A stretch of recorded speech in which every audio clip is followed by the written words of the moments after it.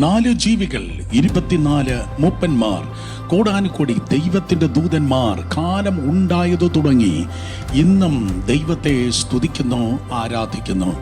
സ്തുതിയിൽ ദൈവം ഇറങ്ങി വസിക്കുന്നു, ആരാധനയിൽ ദൈവം ചലിക്കുന്നു.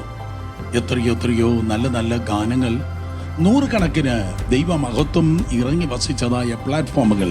അതാണ് പാസ്റ്റർ റോബർട്ട് നറോണയെക്കുറിച്ച് ഓർക്കുമ്പോൾ എൻ്റെ ഹൃദയത്തിലൂടെ കടന്നു വരുന്നത്.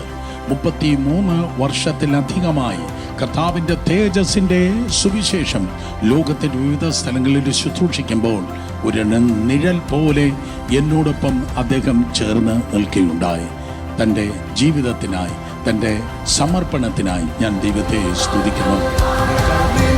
സിംഹാസനം എൻ സ്തുതിയാകയാ, ഞാൻ അങ്ങേ സ്തുതിച്ചിടുന്നു.